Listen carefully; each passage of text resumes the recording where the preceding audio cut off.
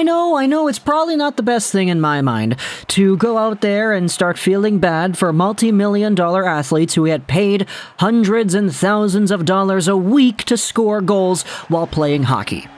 That's probably true, right? But at the same time, there is a human element to everything that we have seen, and when it comes to the NHL, pretty much all but officially backing out of the Olympics, that in which is a decision that the IOC just has to go out there and confirm before we can get an official announcement. I do feel kind of bad for Steven Stamkos.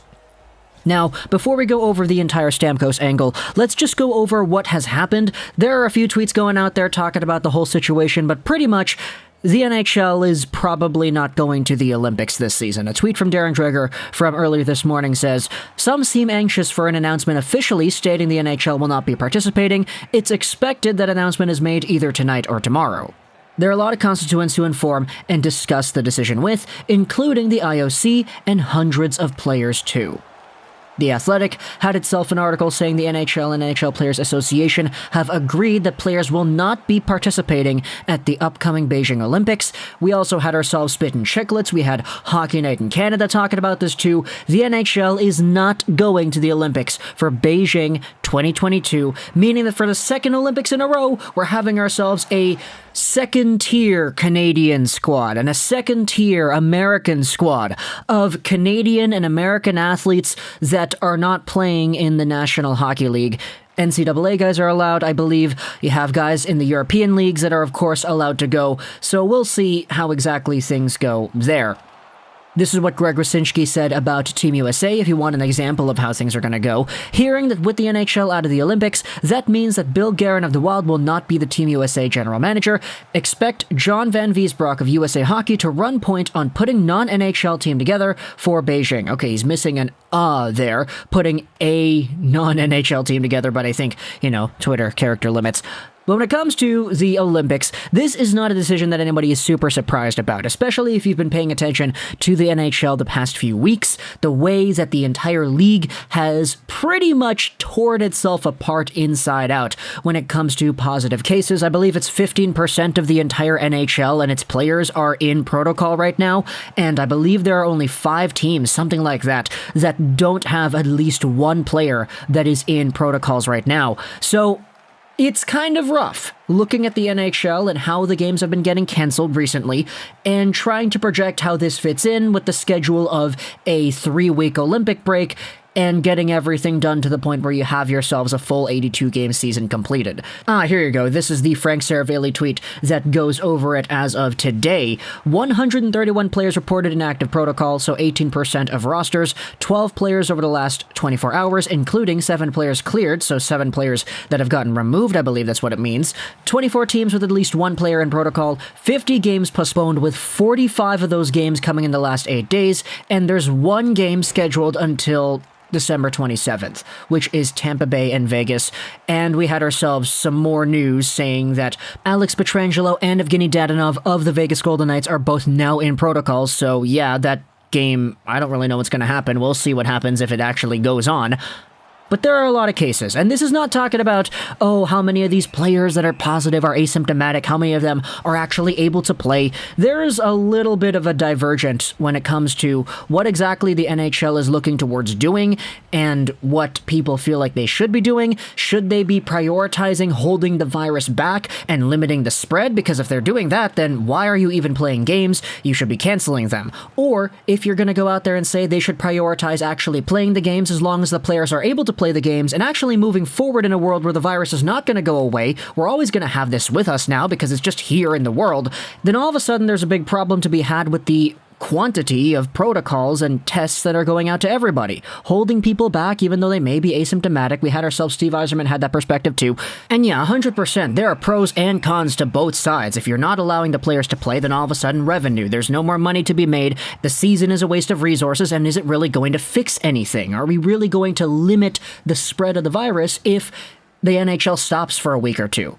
And then the opposing side has arguments for and against it as well. If you allow asymptomatic players to play, even though they might have it, then all of a sudden, okay, it's spreading a lot more now. Does this get to somebody's family? Does this get to somebody's older relative? Whatever. There's a lot of, blanks to fill in there. But the point that I'm trying to make is that the NHL has not committed fully to one side or the other. They're trying to stay in the middle, which is ultimately making things really difficult to process amongst the fan bases of this league, and just trying to acknowledge what should be done. But anyways, when it comes to the China thing, we all kind of knew that the Chinese government and the way that they had their own protocols was very specific in terms of the Olympics, because the rumor coming out that if you had a positive case in Beijing, you have to be held back for 3 to 5 weeks potentially.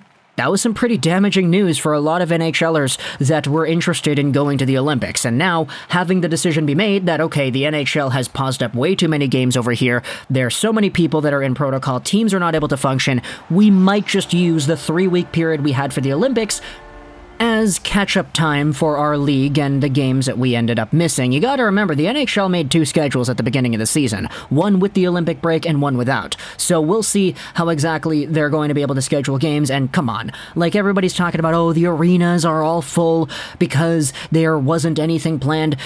Like, you can't tell me that all 32 arenas are going to be filled every single day with activities and they won't be able to schedule 50 NHL games out of however many 1,000 something they play every season, right? There's probably going to be some leeway here. We just have to wait and see. But when it comes to one player who is really disappointed to not be going to the Olympics, let's go over to Steven Stamkos. Because the Golden Knights are playing the Lightning today, we had ourselves Stamkos make a press to the media, saying a few things about his Olympic chances. We'll say this right here. Steven Stamkos, drafted in 2008, first overall, was good in his first NHL season. 46 points in 79 games played. Was he good enough to make Team Canada for the Olympic Games in 2010?